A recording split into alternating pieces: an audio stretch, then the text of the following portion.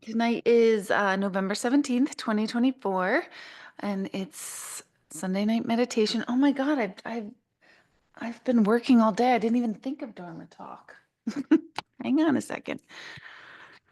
I'm just gonna grab from Inner Light, an Oracle book of guidance and affirmations.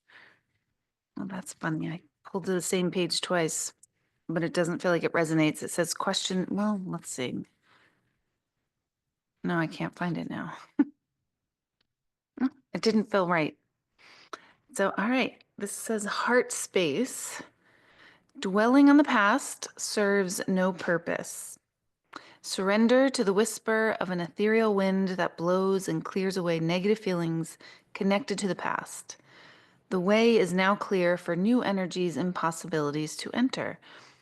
That's kind of a good jumping off space. I'll just continue with that for a Dharma talk on becoming aware of how often we do go to the past to refer for everything of our present. Our past should not inform us of our present.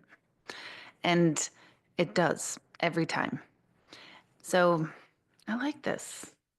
I'm going to do this more, to open the book up, and then I'll have a Dharma talk planned because I like this idea. But notice this week how often you are using your past experiences to inform yourself how you feel today. So, how many of you, and just you don't have to literally answer this, how many of you just constantly, like, you don't even think about how you feel? You just kind of, it's like rollover minutes back in the day when there was rollover minutes for your cell phones. Like, how many of you just roll over your mood? Right? Like that you, well, here's how I was yesterday, so I'm rolling it into today. And, when we really intercept that, we realize that we're doing a lot better.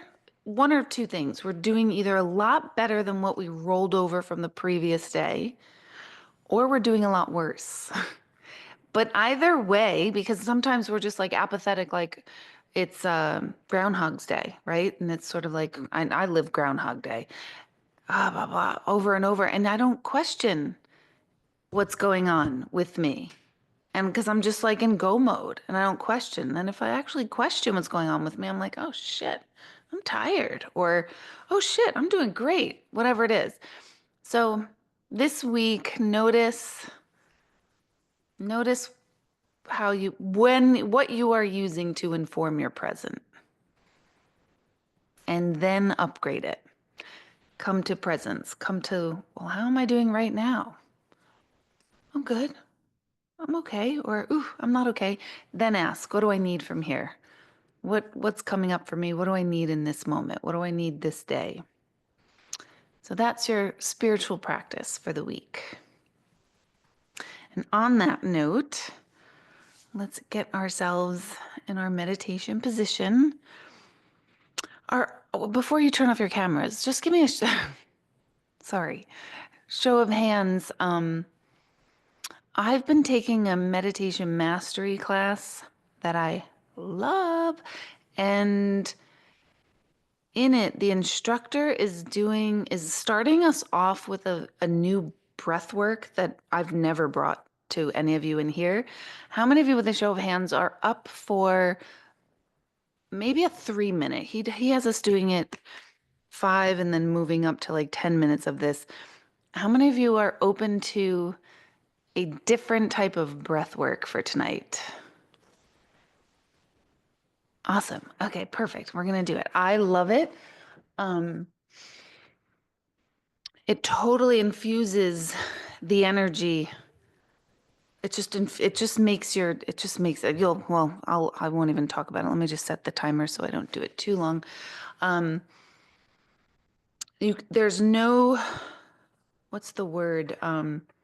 Contraindications for this, but mind your own self and then do this in your own rhythm if it feels like it's too much for you. I don't have great lung capacity lately. So a lot of breathing exercises are almost send me into like a mental panic because I'm like, I can't breathe and I'm constantly gulping for air. And I happen to like this one because that doesn't happen. However, if that does happen for you, then just come back to normal breathing. You don't push it. Um, by any means, don't push it. And if you notice that, oh, this isn't working for me, then just go into your own rhythmic breath. Now you can turn off your cameras if you haven't already. So we'll just get ourselves in our meditation position. Nice tall spine, as upright as is comfortable.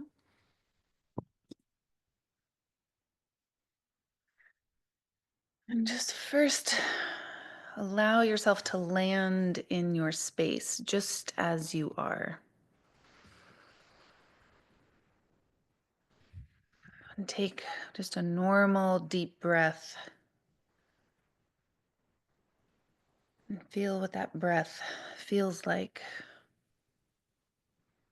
And notice it, but don't judge it.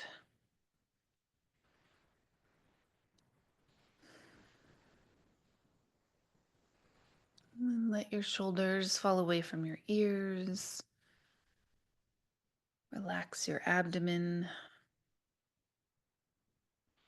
Relax your jaw,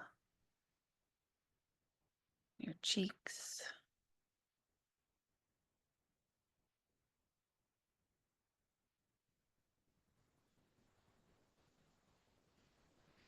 And we'll practice the breath. And the breath tempo is we're going to take 2 short inhales, like inhale, inhale, exhale. So it's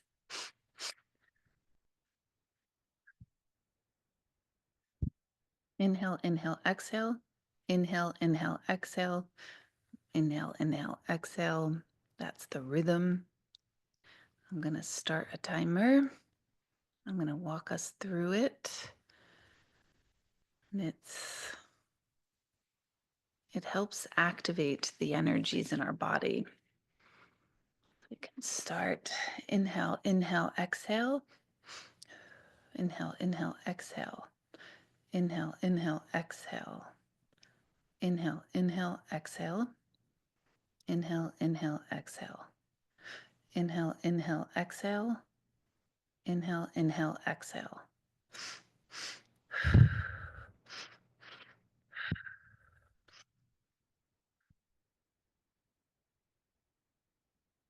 Inhale, inhale, exhale.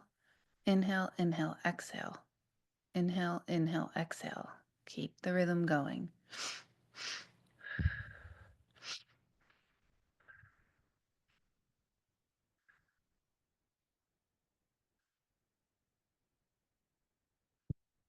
Breathe in through your mouth or in through your nose, whatever feels better for you.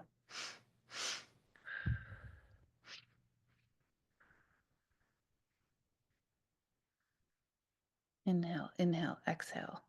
Inhale, inhale, exhale. Inhale, inhale, exhale. Inhale, inhale, exhale.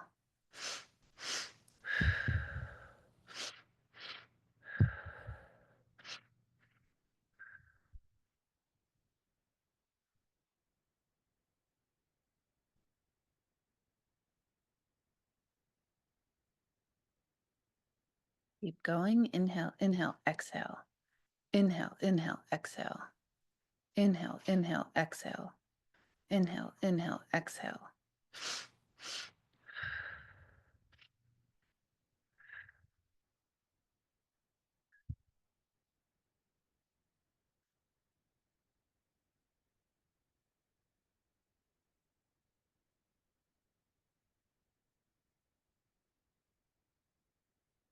Inhale, inhale, exhale. Inhale, inhale, exhale. Keep going. We have about a minute left.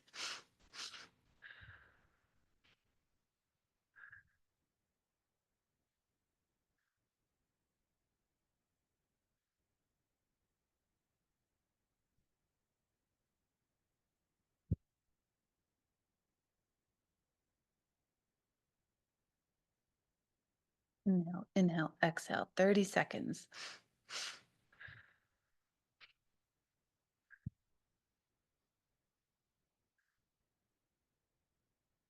Going, you've got it.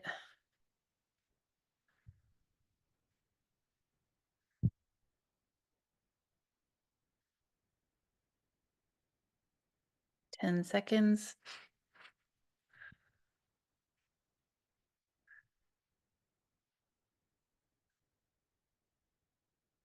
And return to your normal breath.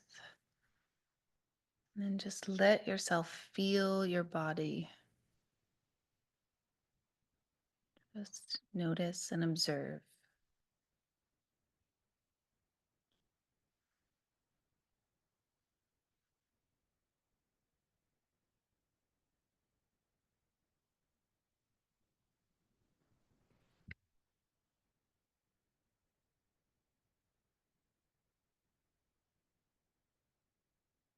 Notice your natural rhythm of your breath, just as it is.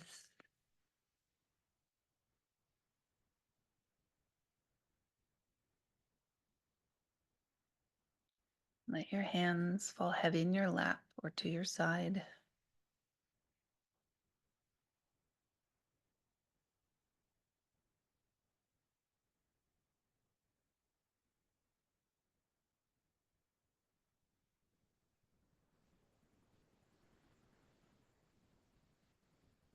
Notice your tongue in your mouth.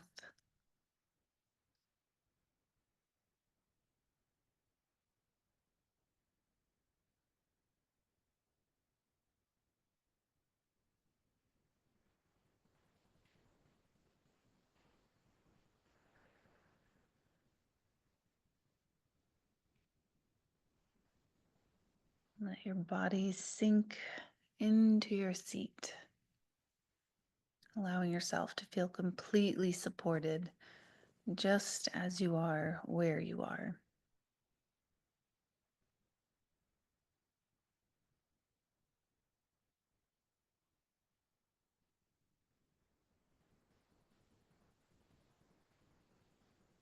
Bring in the awareness and gratitude of your breath.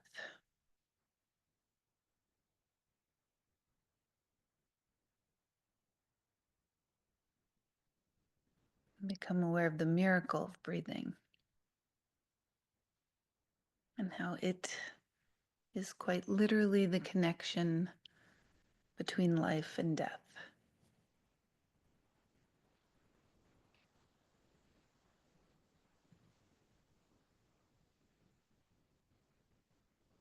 Allow yourself to feel and notice the life force or the prana moving through your body.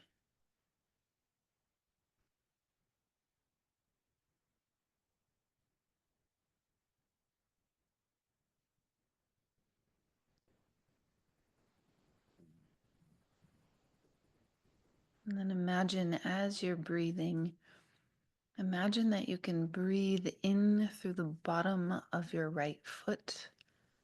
And as you inhale, imagine the breath going up your leg to your hip. And on the exhale, you can send the breath back down the leg, out the bottom of the foot, into the floor.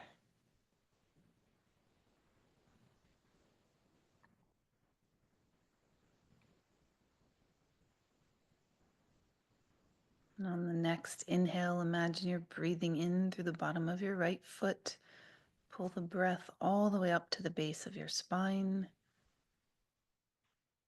And on the exhale, imagine that breath going from the base of your spine down your right leg, out your right foot.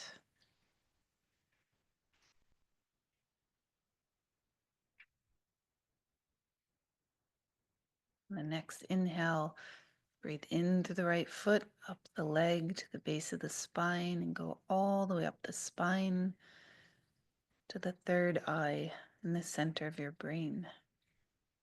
And then imagine you're exhaling down the spine, down your leg, through your foot.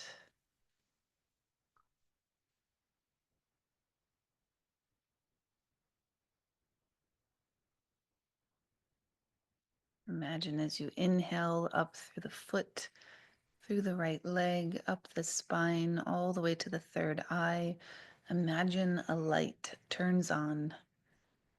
When you breathe into the third eye, hold your breath at the top. When you get to the third eye,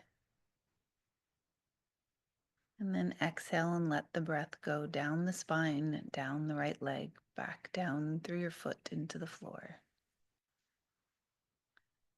Just repeat that 2 more times.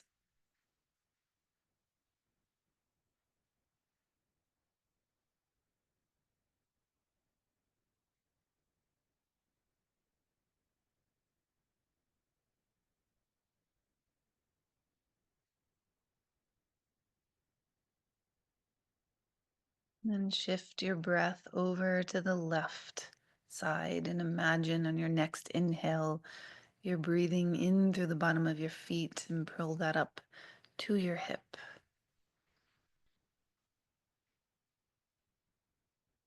And then exhale back down your leg, out your foot. The next inhale, pull the air up through your left leg, all the way to the base of your spine. And exhale down your left leg, out your left foot.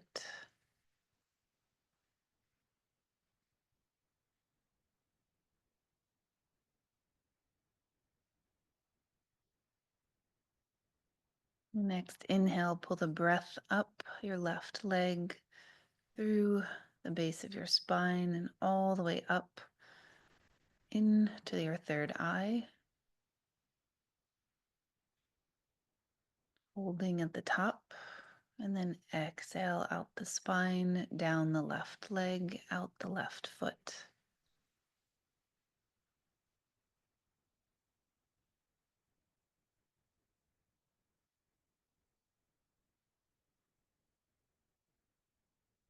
Again, repeat 2 more times. When you get to the third eye, imagine the light going on in your third eye.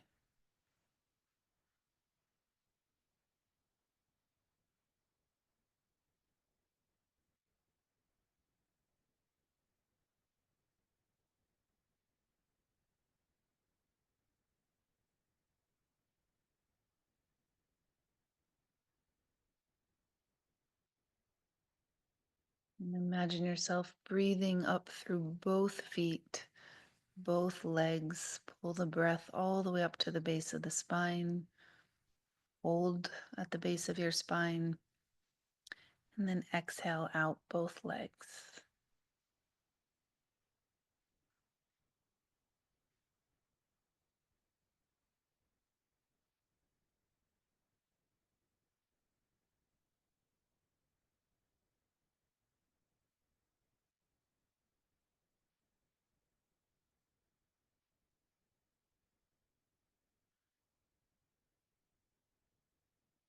Pull the breath up through both feet, up both legs, all the way up to your third eye. Imagine that light illuminating at the third eye. Hold the breath.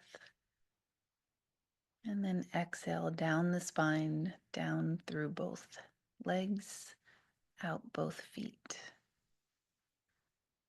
And repeat that 2 more times.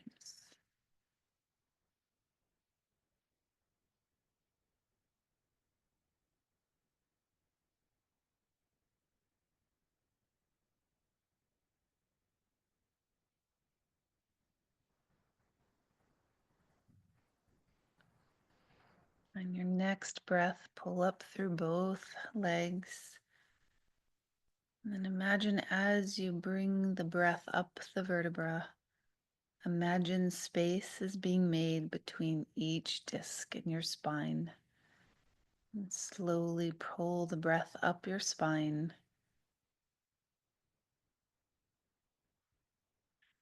Imagine space is being created in your spine.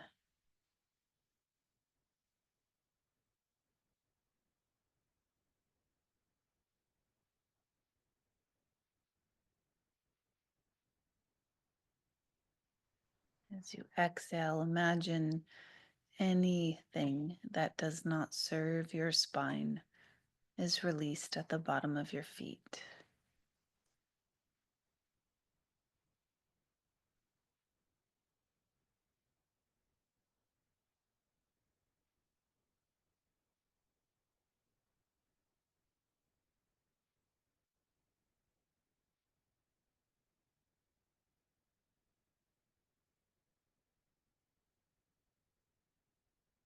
Next breath, as you pull up the breath through each vertebra, creating space and movement in your spine. Imagine you pull that all the way up into your third eye. And imagine your entire head and spine go into alignment as if you've just received a universal chiropractic adjustment.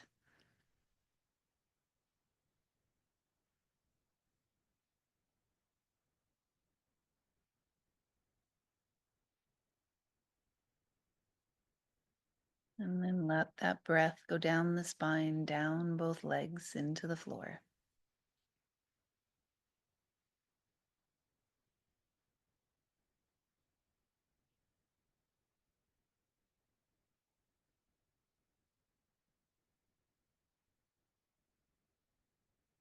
Next breath, pull the energy up your legs, through the spine, creating space in the spine,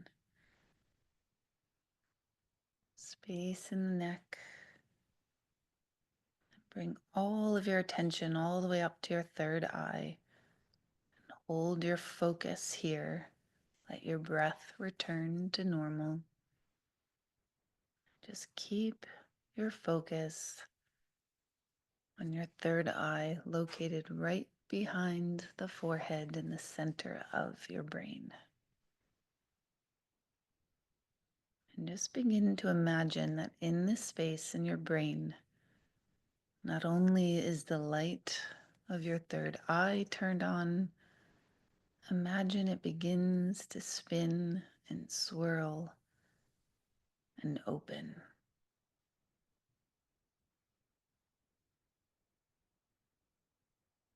Imagine you can even feel the slight rotation in your head.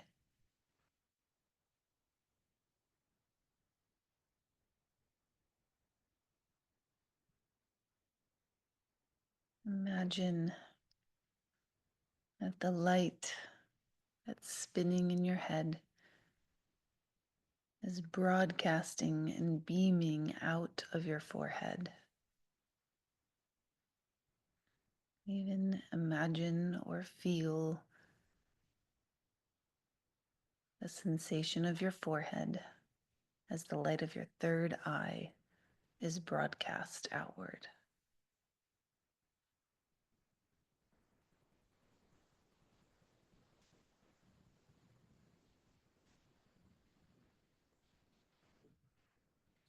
And imagine that universal light is descending down into the top of your head.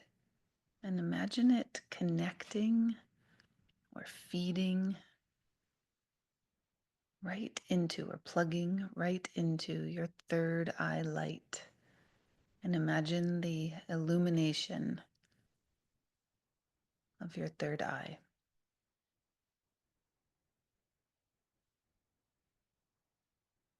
Imagine you can feel the connection of white light energy moving into your head. And imagine this connection from your physical, earthly, human body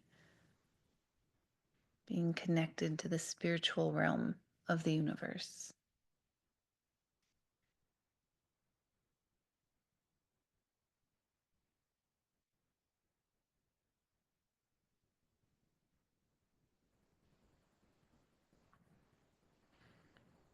Imagine the universal life, light energy of white light that's connected to your third eye. Imagine it turns into almost two like ribbon-like forms of light, creating almost like a double helix as it moves down your spine. Imagine it connects to each of your 7 chakras as this white light double helix moves all the way from the crown of your head, through your third eye, down through your throat chakra, through your heart chakra, down to the solar plexus chakra, down to the sacral, to the root. And then imagine each strand of the helix goes down each leg, connecting you to the earth, grounding you and rooting you. And imagine your energy is elongated from the earth through your body up into the universe.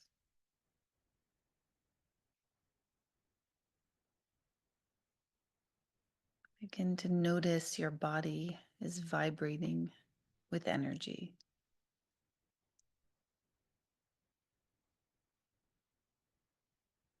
And with your attention and your intention, request that each chakra receive even more light energy so that can illuminate, clear, clean, release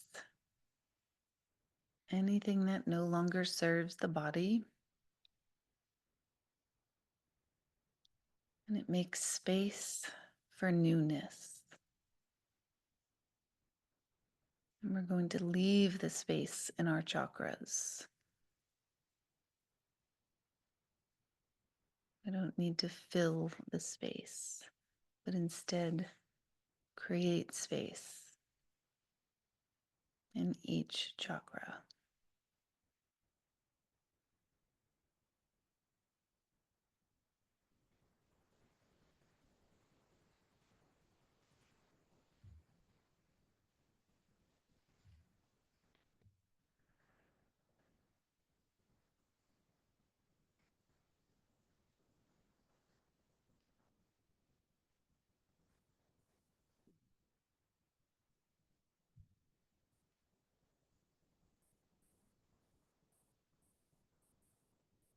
Begin to imagine that you can feel the swirling of the double helix of white light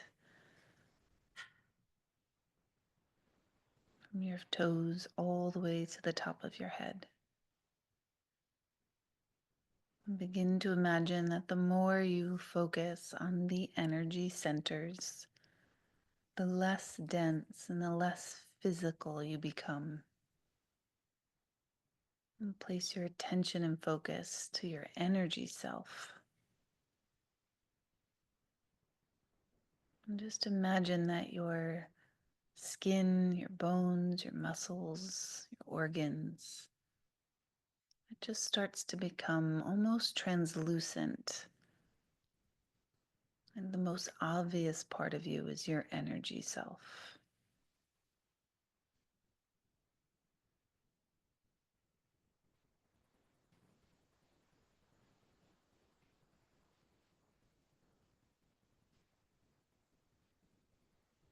Allow a few moments, just simply experience yourself as energy. Let the imagination take over.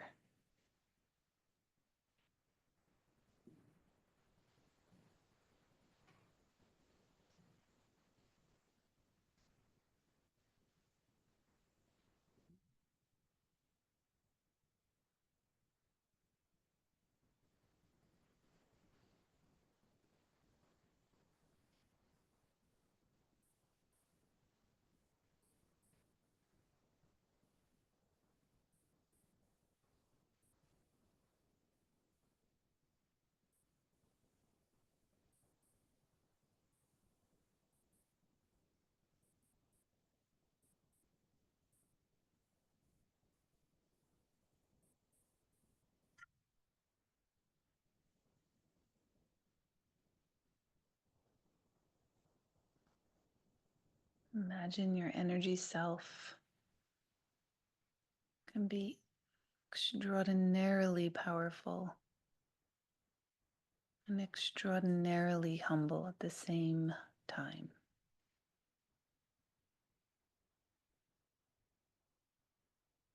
You're strong yet gentle.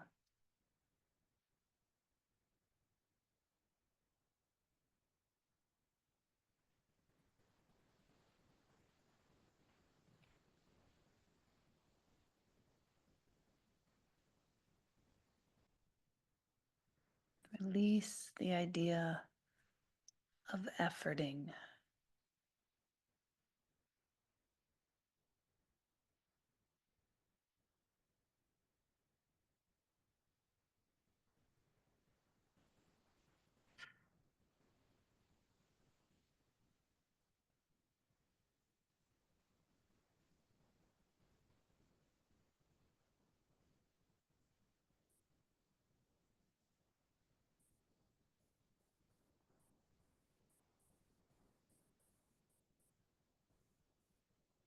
Allow yourself to just connect to this sense of being energy.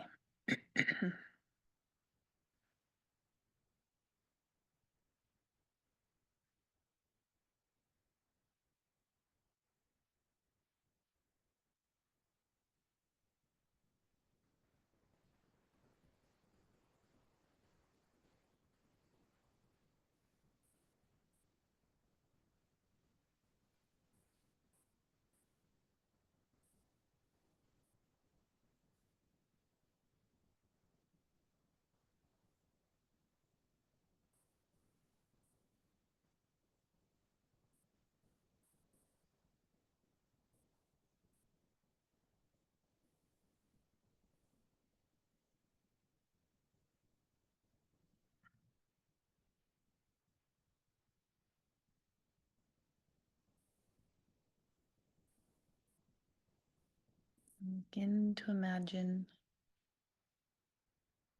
that large angelic form is descending down into your energy field,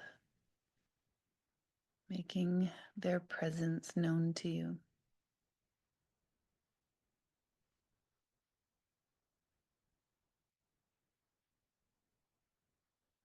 Notice as much as you can about this being.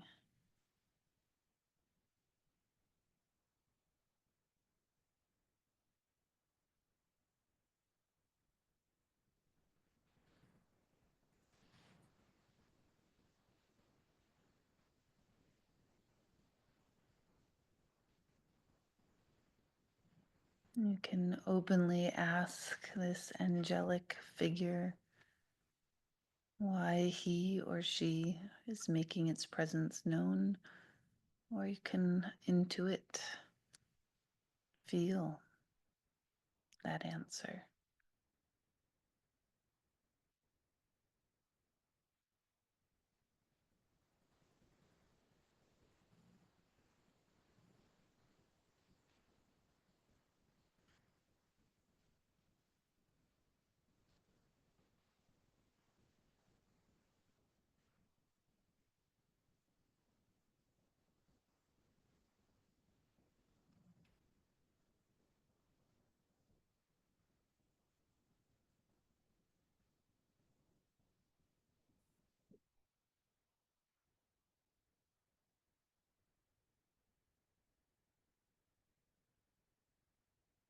And strike up a conversation with this being, or just allow yourself to feel its intentions for you.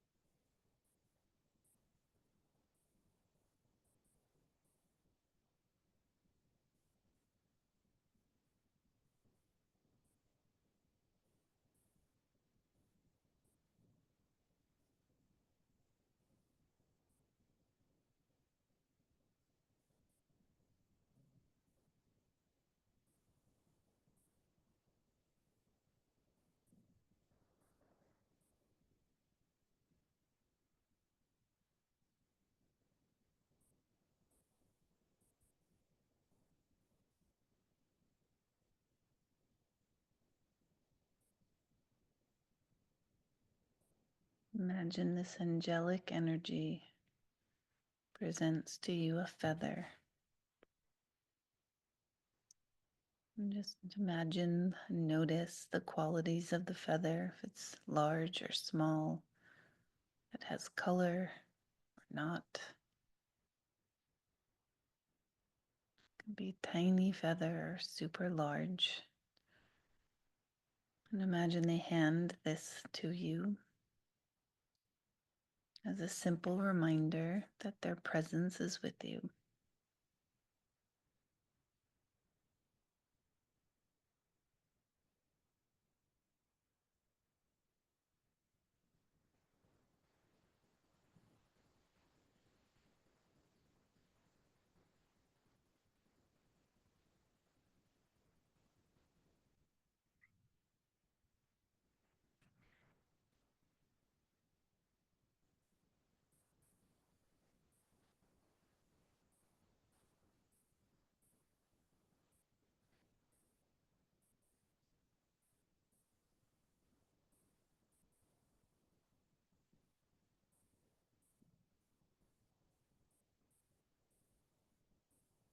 Begin to pay attention to your breath and your breathing, feeling the slight rise and fall of your chest with every breath.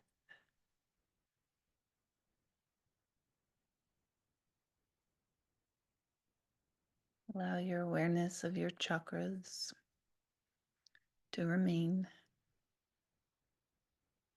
but begin to fill in your body to where both your earthly self and your spiritual or energetic self are equally felt and seen.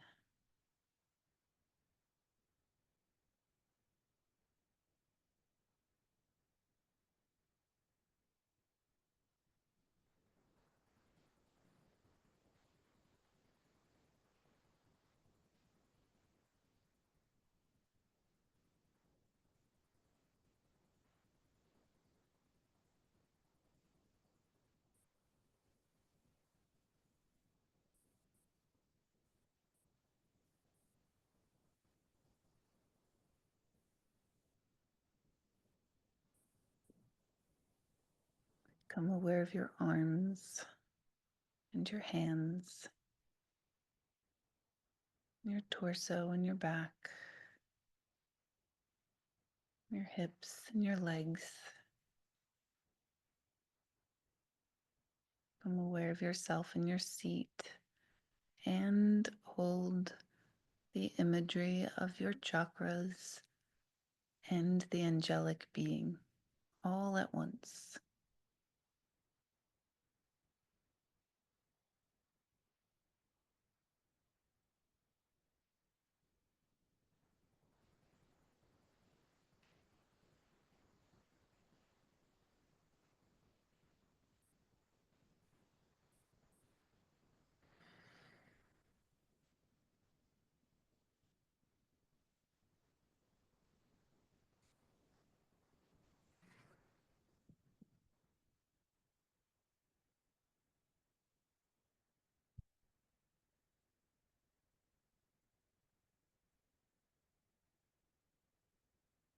And to wiggle your fingers and your toes, still holding on to your energetic self and your human self.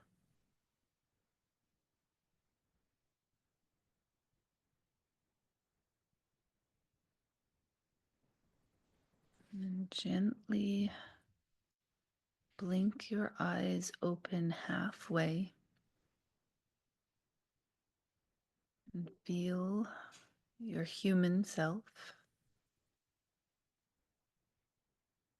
and hold the awareness of your energetic spiritual self.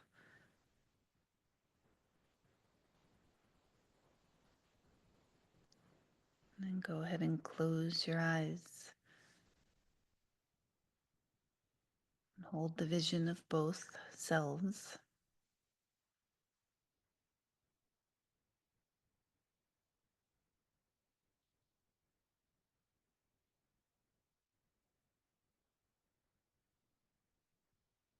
And then again, gently open your eyes just halfway, keeping your gaze looking downward.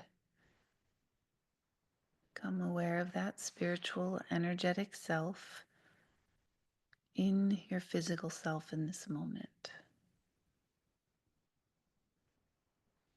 Become aware of the angelic being who's still right beside you or in front of you or behind you.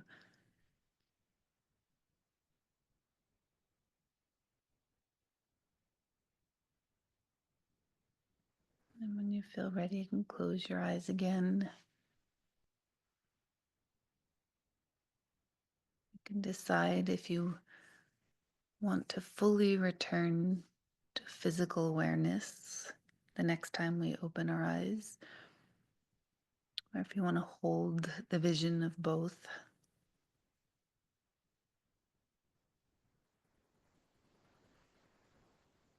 And then when you're ready, and only when you're ready, you can begin to open your eyes fully, but only do this when you're ready.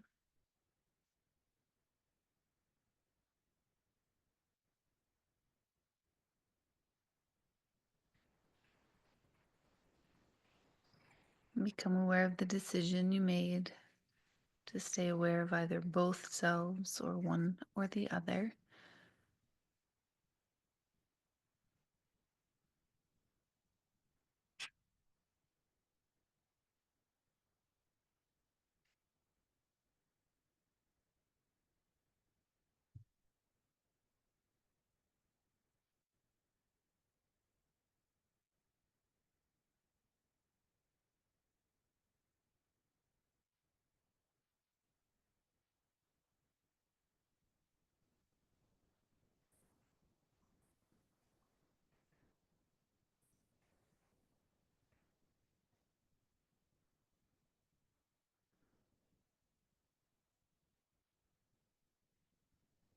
And when you're ready, and only when you're ready, open your eyes, come back to our group.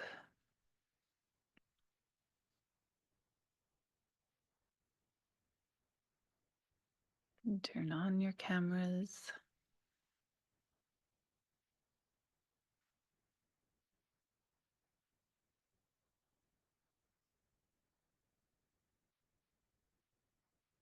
Let yourself slowly be back.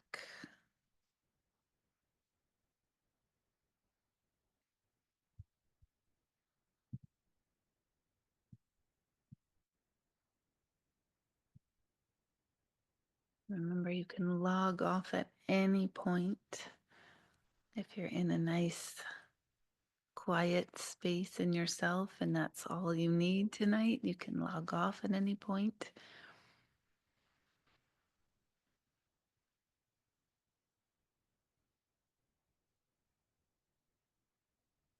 And then with a show of thumbs, thumbs up meaning you enjoyed this, thumbs down meaning you didn't, thumbs middle, or it's somewhere in between. Let me see where you're at. Up, up, up, up, up, up, middle, middle, up, up, up, up. Good, excellent, thank you. Oops. Turning off some videos here. All right, anyone want to share anything?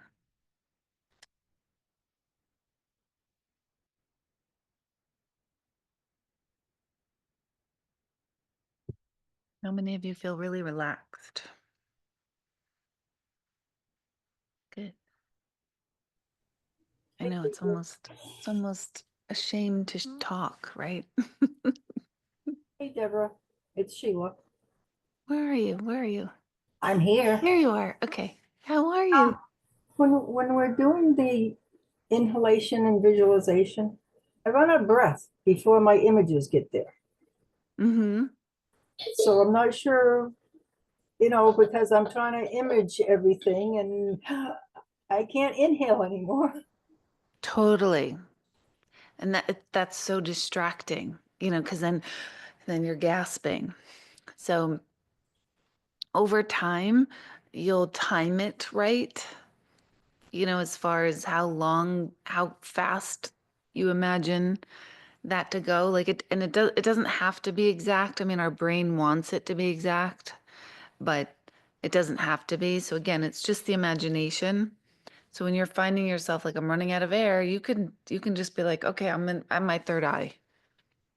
You don't have to make it so perfect, especially in the beginning with I think with breath work, I run out of breath and then I have to take a deep breath and then my rhythm's off and then my head is thinking and then I've, pulled out of it. So I totally get that feeling.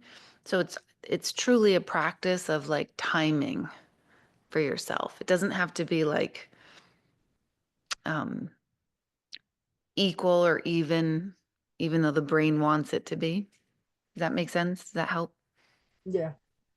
Yeah, it's hard because it's I can't breathe. But with breath work, the more you do breath work, the more the more your lungs will be able to expand open because that's part of the point of them. But it's also a timing. I think it's a timing thing. I know it is for me. So it's Okay. practice. And remember that with all guided meditation or anything like this, um, you're getting the whole thing, whether you're sleeping through it or not. Do you know what I mean? Like, so even if you're not like doing it right, like, oh my God, I ran out of breath, but I still have to bring it up. The energy self knows, like, oh no, we breathed all the way up to the third eye. It's just the human mind that wants to critique it and say, you didn't do it right, or try again. Okay. That's a great question because it can be very frustrating. Or not even frustrating, it's just a point of awareness when you want your awareness to be following along effortlessly with the imagery. Sheila is the longest standing member in this group right now because she attended my meditation before I had a space to do it. And I was going to people's homes and she heard about it on the radio, right? And then you went to Margaret's house that first time. Yep. I remember where you were sitting. Oh, wow. And if I remember correctly, you brought a peacock feather. Yep. And one came today. Wow. Yeah. Funny that I'm mentioning it. Interesting. So yeah, that was our first meeting. Gosh, I don't even, do you know when that was? It had to have been 2008 or early 2009. I'm trying to think of when did I had the center in 2008, so it was before 2008. Or maybe. Yeah. I've been Crazy. around a little bit. It's crazy to me. I'm gonna have to ask Margaret. I'm still in touch with her. So, Yeah. yep. So Sheila came to like one of my first like 5 group meditations ever. And we used to go to people's houses, but then that was becoming difficult because people had husbands or kids or dogs, and then they would be distracting and our attention was pulled all over. So I was thinking, oh my God, I really need to get a space to where we can do this. And then not long after that, the center was born. So yeah, so you're the one who's been here the longest.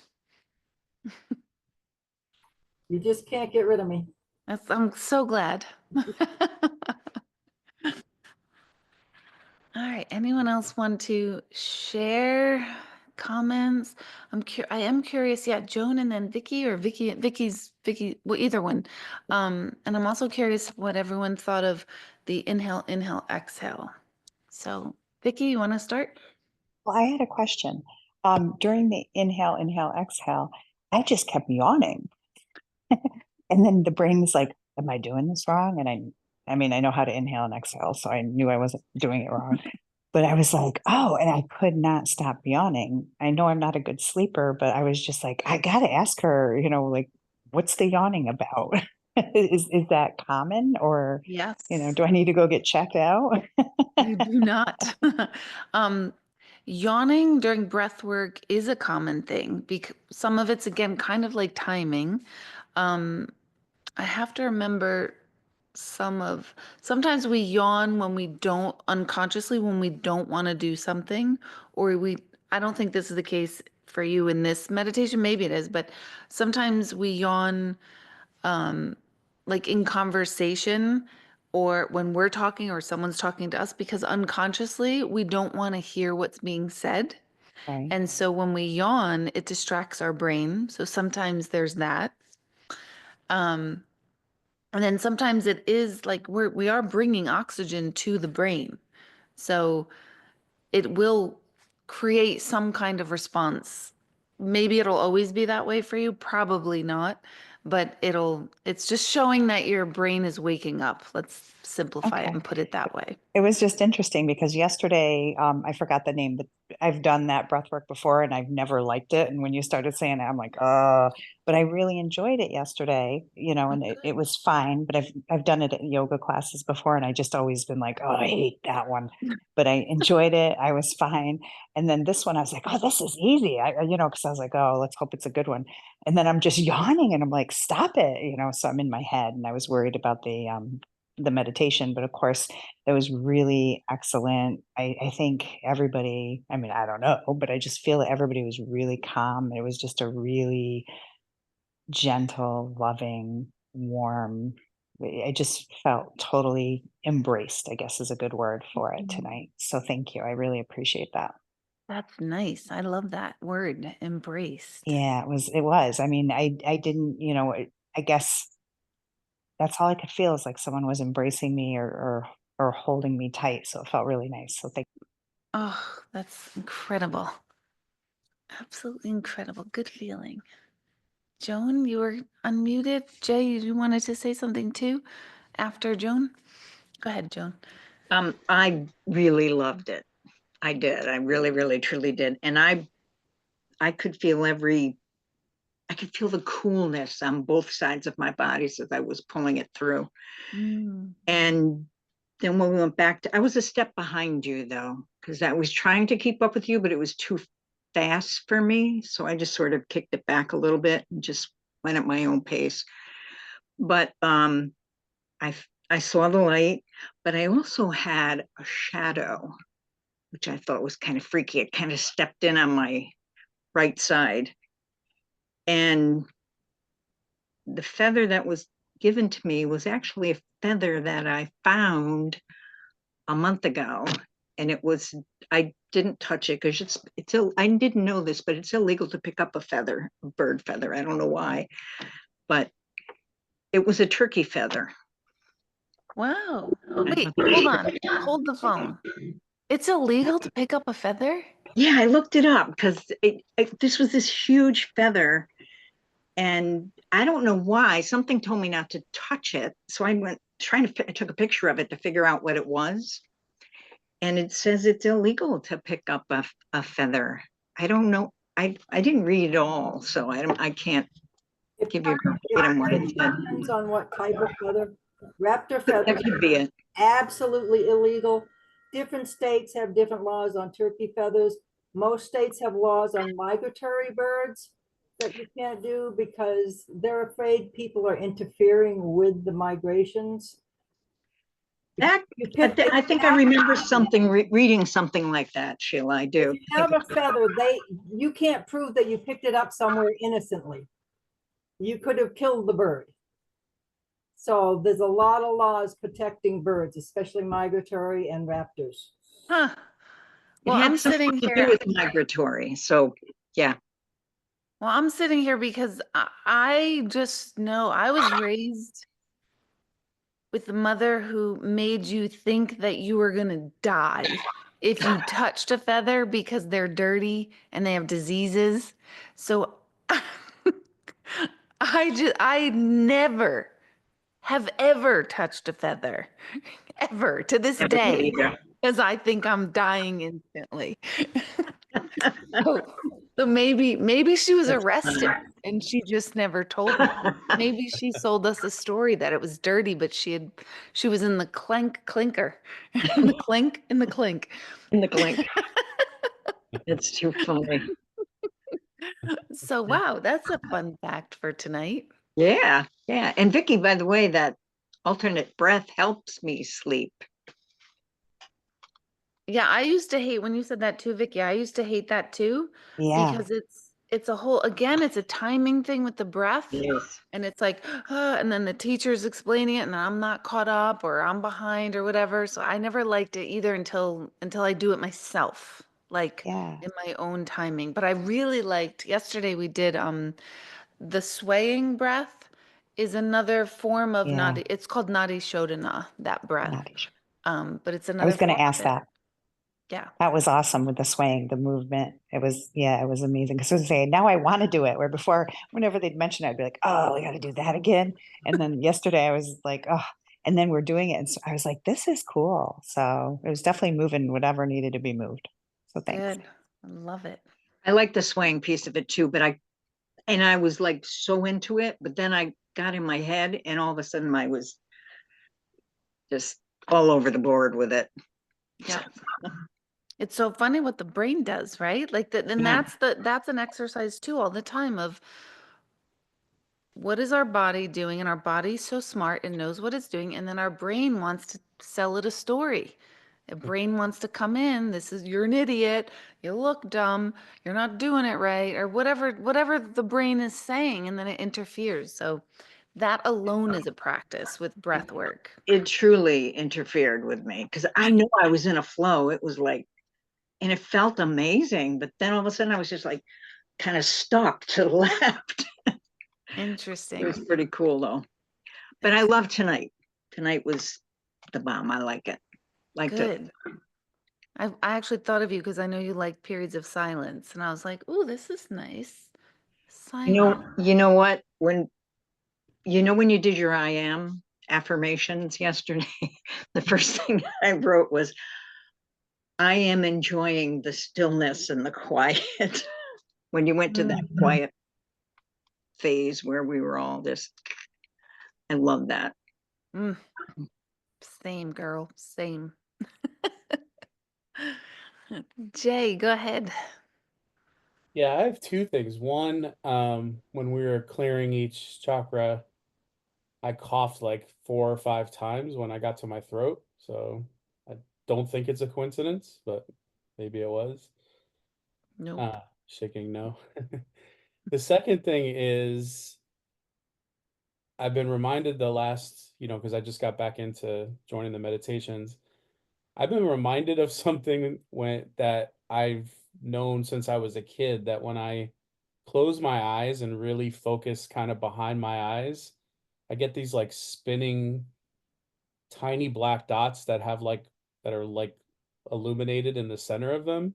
And I'm Mm, just wondering, if that I was just going to research it. I don't know.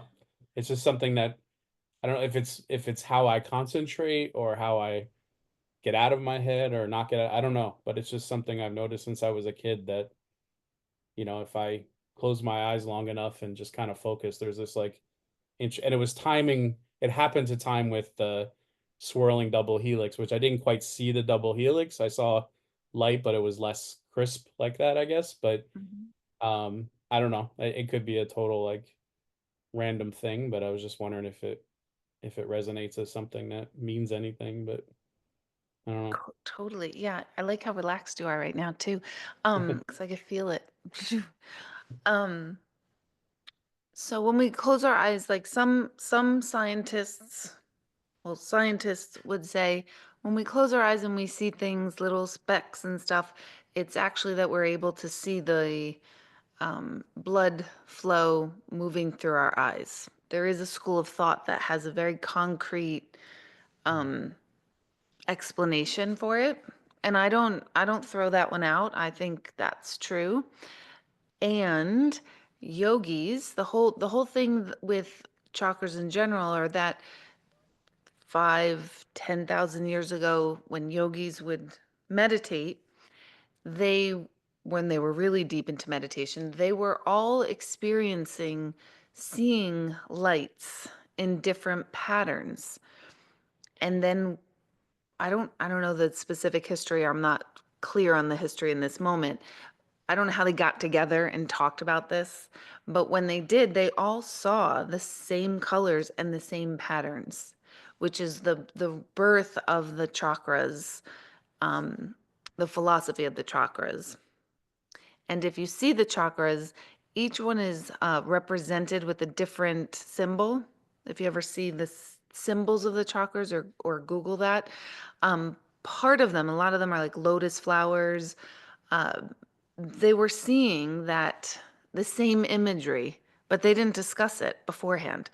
So there is a lot to do with when we meditate that we actually are seeing the internal energy. And that internal energy can be focused and we can really, really, really experience it. And it sounds like what you're experiencing is like little micro doses of it. Mhm. And imagine the focus when it's all focused and it's all illuminated. That's a abridged version.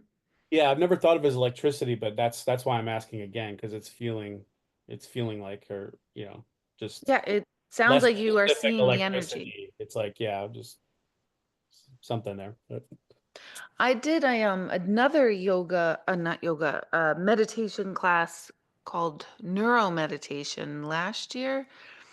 And in it, you would like this. I'm trying to think of where my glasses are, but the class comes with, you have to get these glasses. I heard about the class from Linda. She did it. Um, you wear these glasses and they program into the glasses, kind of like a VR, but thinner. Um, there's different lights on them, and the guy who runs this class, his name is Jeff Tarrant. He's in your area actually.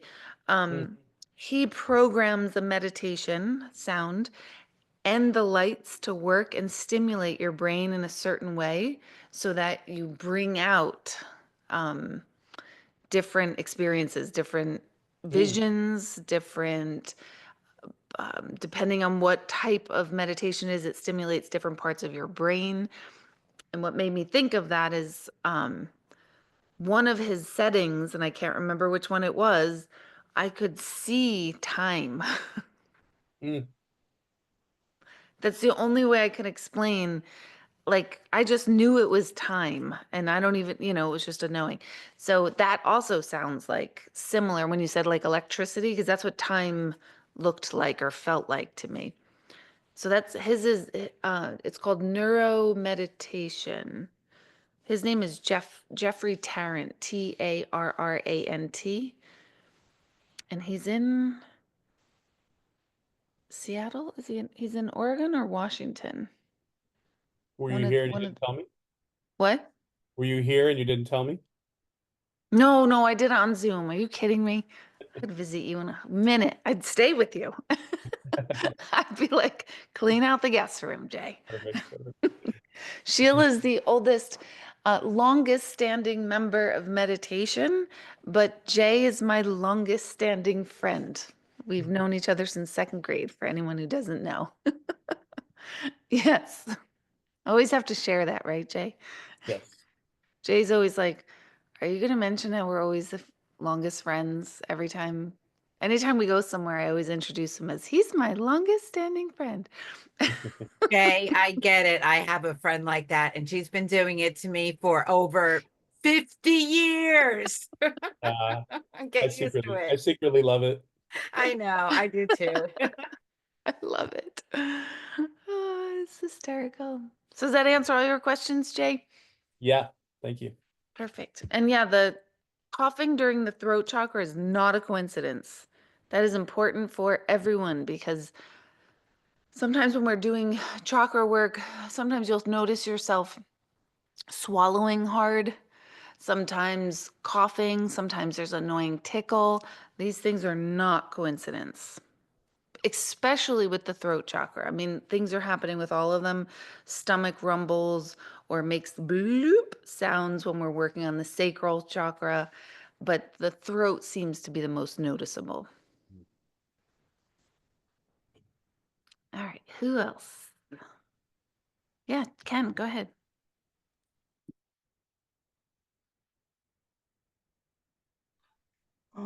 I liked a lot the breathing the energy from the ground, having it come up through the body and then go out through the third eye. Thought that was really cool. And I liked having the body become less and less and less noticeable and becoming more energy. Mm, I like that a lot because I think it's just great practice of where we want to be. And I think when you do it enough, then you become more energy and less physical body. After a while, you don't even notice it. It just becomes, but I love that. And then when the body's gone and you're just energy, I mean, it's like where you want to be. It's almost something I work on all the time now, or even try and tell people to work that way, to just tap on that energy. And the more you can stay away from the physical body and just be in your energy, oh, that's where you want to be. I did meet a feminine energy on the other side, mm, and she walked me into a beautiful field of flowers. And she said, "You have to stay here and be in this happiness. mm, And you have to learn to love more and love yourself more." And that was like the lesson of the night. Just this beautiful field, a gorgeous field of flowers. And it was mm. just pure happiness and pure love. You know, I love how like calm everybody, like the way everyone's talking is so calm. I'm trying to keep my energy as calm as all of you are talking. Um, but I like how simple that is. How simple, like field of flowers. Simple. It's just beautiful. She just put me in this beautiful field of flowers, all these yellow flowers. And you could feel the love and the peace. Mm, And she said, "This is where you need to stay. You have to be in this love and peace. And you have to learn to bring the love into yourself more." mm, And it's just kind of a message that I needed the last couple of days. It was all a perfect message. But it's just a wonderful thing to do because it's like you said, it just calms you down, and it gets you away from all those things, the physical body and the mind, which I think you had mentioned in it, all that crap. It gets you away from it, and more you realize how much it's not worth it. Let it mhm. go, let it go. And I love the chakras. Yeah, it's so strange, or so cool to me that um I totally lost my train of thought. I saw my phone light up. Um, yeah, lost my train of thought. Oh, chakras. Okay. Thanks, Jay. Uh, Jay sent me a text about something else and Sorry. it distracted me. Oh, look, a squirrel. But Jay sent me a text. He Googled Jeff Tarrant. He is in Oregon, so he's confirming that for anyone who wants to look him up. But it is interesting to me that for a long time I was avoiding, or not even avoiding. None of the meditations had anything to do with chakras for a really long time. And I started with the chakras. That's like my whole background in training guided meditation was to go through the chakras. So we started that way in the very beginning. Back in the days when Sheila was starting with us, it was always through the chakras. And then in the last, I would say, probably since on Zoom, I do chakras less. I've noticed. And now they're starting to make a comeback in my meditations. And again, these things are channeled. So it's not like I'm consciously choosing that or unchoosing it. But I have noticed in the last few months, like, we've been doing a lot of chakra work again. intriguing to me. Mm. So thank you, Ken. Anyone else want to share? Yeah, Nicole. All right, so here I am in my creepy hotel room. And so I have a question. Right before you said the thing about the energy coming in, like I had my eyes closed, but the light, which hasn't changed, got really bright. And then the only way I can describe it is like if you stick your hand in jello, right? Ooh. It's like a bloop bloop. And then that's when I was trying to figure out who was there. And this is really dumb. You're gonna laugh at me. It was Ram Dass That's so funny.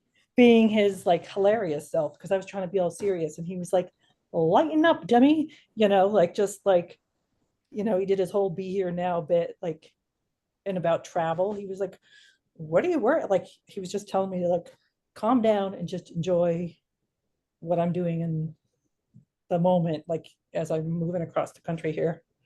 But I'm glad I wasn't in tomorrow night's hotel because I just read that one is haunted. So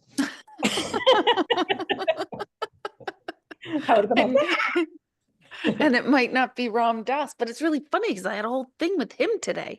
Ram Dass. Like, I mean, I didn't have a thing with him. I He's dead. was listening to that'd have been cool. You had the whole thing with him today. But yeah, I was thinking about him because I was taking a class from Jack Cornfield today.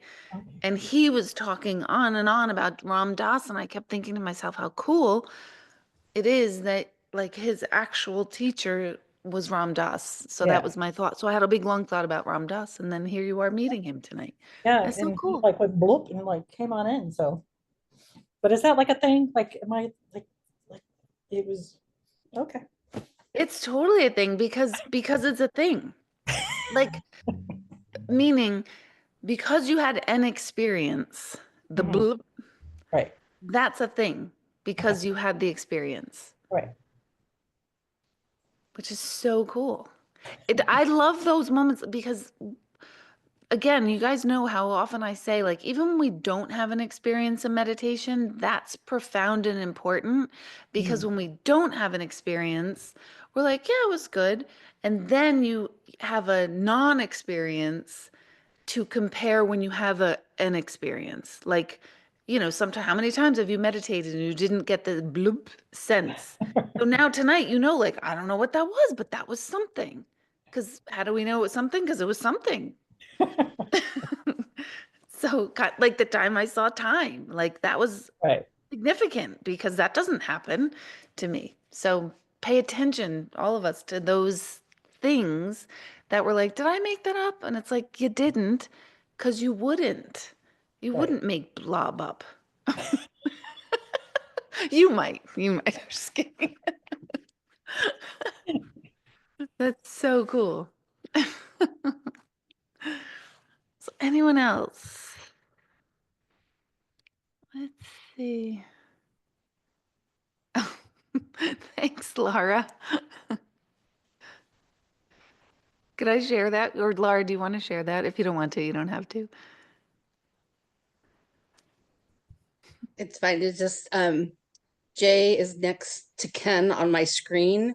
And so I saw him as he was texting stuff. And then I saw when Deb received a text. So I was laughing because I'm like, they're talking behind the scenes. And then you told us. But it was funny. I think that is funny. I normally have my phone down, except sometimes I need to pay attention to the time. So when the phone lights up, I forgot to dim my light. So I'm like, oh, what's that? Who is that? And then I'm like, oh, it's Jay. What is that? So look, a squirrel came out. So he said, looks like Jeff Tarrant is in Eugene, Oregon.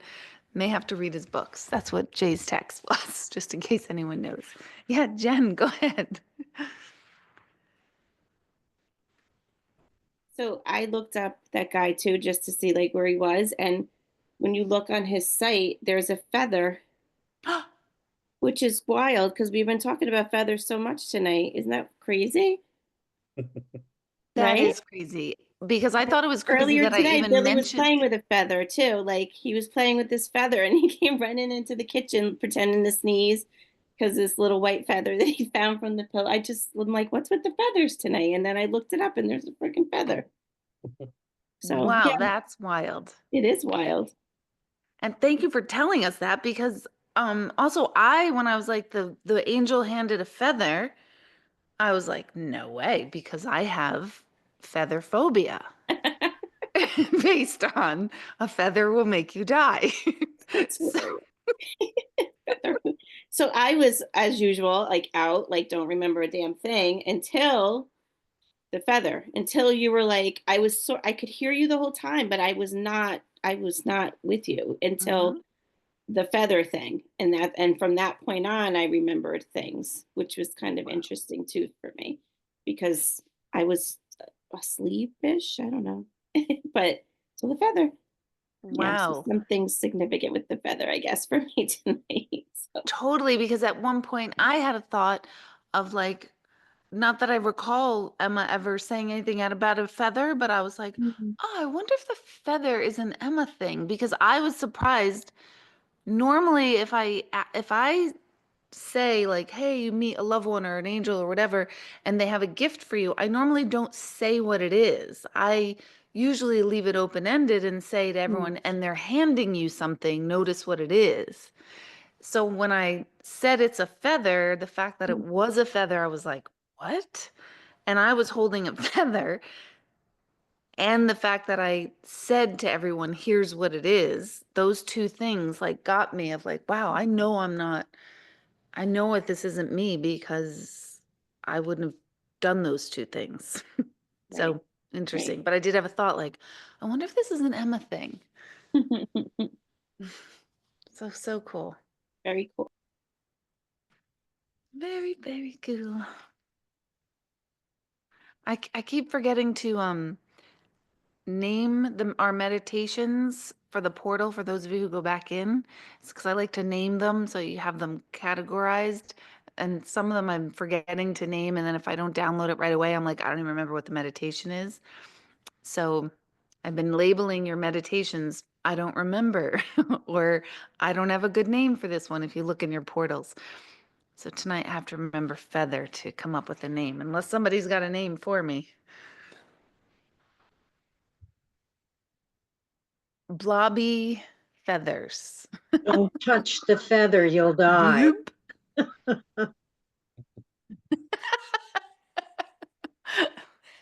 perfect. The death feather.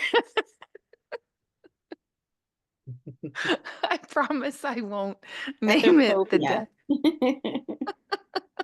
I hope Nicole doesn't find a feather in her creepy hotel room. That's great. Oh my God. I have a couple little, does anyone else want to share anything before our comment, question? No. No? Yeah, go ahead. I felt somebody. Go ahead, Bonnie. So I really enjoyed this meditation. The breathing really takes me out of my head. I couldn't do it at the pace you were doing it, but the thing that kept distracting me a little bit is it felt like Lamaze breathing. I was going to say the same thing. I felt like I was in childbirth class. I'm glad I didn't think of that, because I would never do it again. That's all I had. That's awesome. Oh my God. Yeah. What did you guys think about the breath? The inhale, inhale, exhale, inhale, inhale, exhale. Yeah, Christine, go ahead. The first thing I thought about it was 3 minutes was really long. It felt really long because when you said there's 1 more minute, I was like, whoo. And then when we stopped, my heart was racing and I was like, there's no way I'm going to calm down enough to get into the meditation. And I think I went in deeper. Like Jen, I did the in through the feet and out through the feet. And then I was gone. And then I saw the angel and then the feather thing too. I was getting stuff ready today. My witch group did another dance performance today. And I was looking for one of my hats and I moved a hat. I have like 5 witch hats and I moved one out of the way and grabbed the one I was looking for and put the other one back on the hanger. And like 20 minutes later, my cat came out with a black feather in his mouth. And my instant thing was, where the hell did you get the feather from? And I'm like, oh, it must have fallen off of the witch hat, which was funny. So I took the feather away from him. But I also just smudged my house Friday, maybe Saturday night, yesterday, and I use a big white feather for it. And when Joan said something about the legality of picking up feathers, we had a raptor rescue come to our school, and they flew an owl across the gym and back, and he dropped a feather, and it landed near me, and I purposely didn't touch it right away. And then I went up to the woman that owned the raptors, like had the company, and I said, can I have Wyatt's feather? And she said, only if you're using it for educational purposes, like keep it in your classroom and teach your kids about. And I'd taken a ton of pictures. So I have a picture of Wyatt in the baggie with his feather, and then information on the rescue. But she was like adamant about only if you're using it to educate your students on where it came from. So I had to promise that it was going to stay with a picture of him, and it would be for educational purposes only. But yeah, if you find, you're not supposed to pick up any raptor feathers. I have turkey feathers though, because I live in the woods. But okay, everyone seems to know what a raptor is. I'm thinking dinosaur. Oh, bird of prey. Owls, falcons, hawks, eagles. It's a bird of prey. Is this knowledge I should have known? Nicole's like, yeah, Deb. I raptor, I'm in my brain thinking pterodactyl. That's where I went. That's where my visual. You too, Jay? Okay, You guys good. make That's me because feel that's where stupid. we both went to the same school. So clearly our school taught us incorrectly, because I'm picturing dinosaurs. Well, there's an NBA basketball team too, the Toronto Raptors, and they're dinosaurs. They're Oh yeah. Okay. Thank you. Thank you for normalizing, because could I'm all sitting be here right. like, raptor? Do we have raptors still? Aren't they like, I'm thinking Jurassic Park. Making a comeback. Oh my God, this is hysterical. Now I'm gonna have like a raptor dream. I just looked this up, and apparently the possession of feathers and other parts of native North American birds without a permit is prohibited by the Migratory Bird Treaty Act. Yeah. Okay, I did not know this. I have a feather now. I feel like I need to like submit myself to the police or something. I don't know. You know, you better. You better. I know. You're gonna end up like my mother in the clink. No, just kidding. Hey, Deborah, what type of feather did you get? Which one was handed to me? Yeah. A really teeny tiny, like from like a down pillow. That's what it reminded me of. Teeny tiny. So why do you ask? I was just wondering if it was obvious what species it was. Oh, Really, pillow feathers are typically duck. I was gonna say a duck, but I think that's down, right? Down is duck. Yeah, well, you said a pillow feather. Down isn't necessarily duck, but when you think of a down pillow, it's typically duck. I'm learning a lot tonight, you But guys. a lot of birds have down. This is meditation / science class tonight. / law. This is perfect. Been around since 1918, just FYI. So So we're all going down. exactly. There are exceptions though, so Yeah, I keep owl feathers and hawk feathers because I have a Native American background and connections that gave me permission to do that. Wow.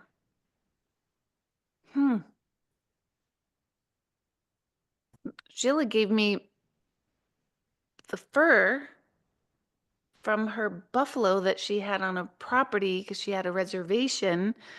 Sheila's a very interesting human being over here. She's pretty phenomenal.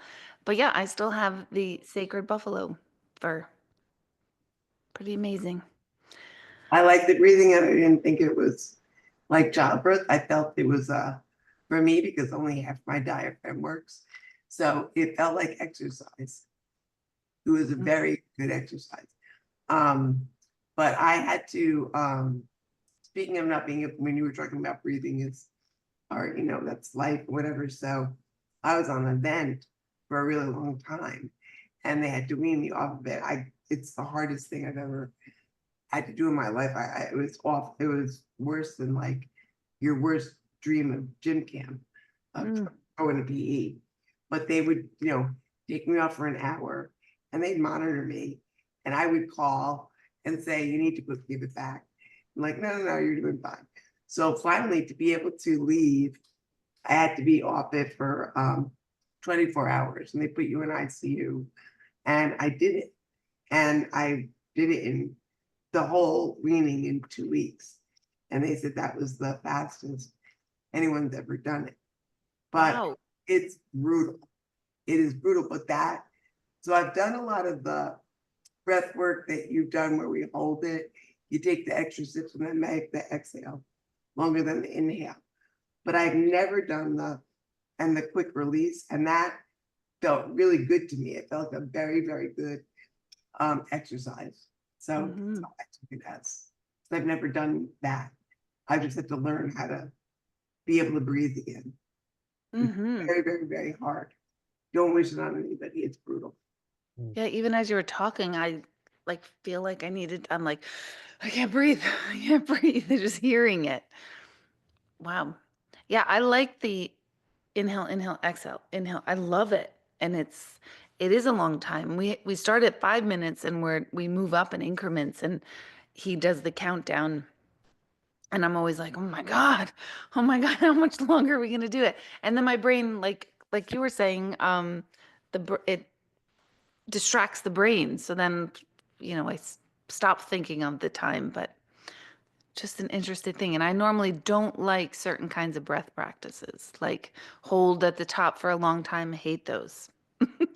And even though I have us do it, try to practice it myself.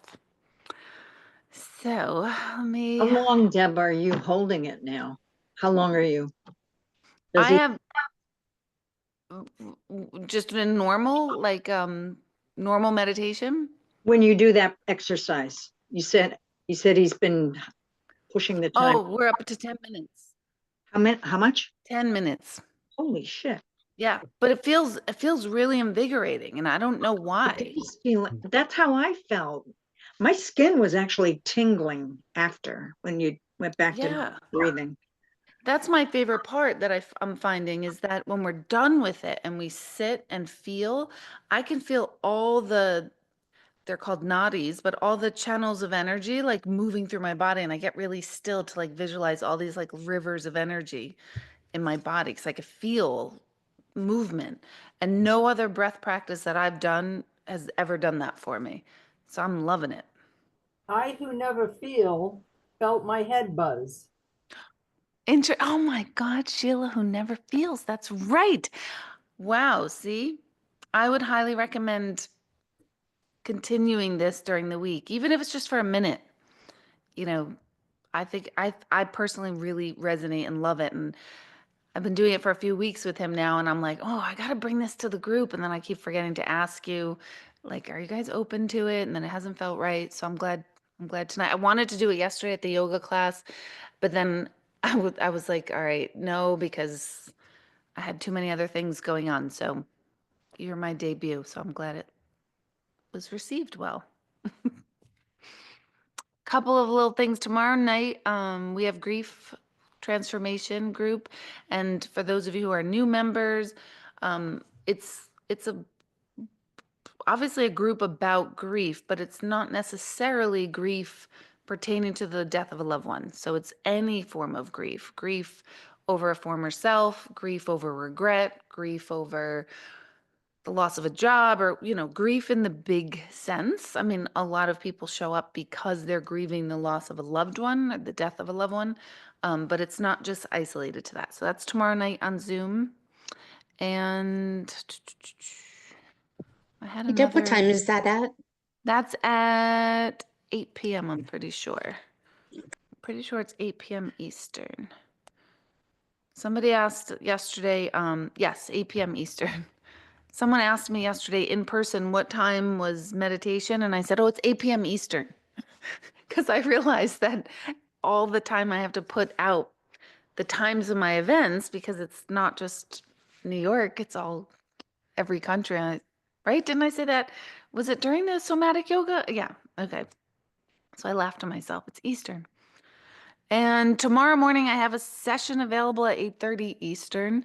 In case anyone's interested, just email me tonight to fill that spot. If it works, it works. If it doesn't, I'll get an hour break, which is great too. And then meditation next Sunday. I think that's it. I think that's it for the week. So I'll see some of you tomorrow night, and then I'll see the rest of you hopefully next Sunday. Don't forget to take yourselves off of mute to say goodnight to each other. And I'll see you tomorrow. Good night, Good everybody. night. Good night, Thank thank you. you. Going to bed on my feather Night. pillow. Sleep well. You too. We probably will with that breath work too. It does help with sleep. Yes. Good. Yes. Good night. Good night.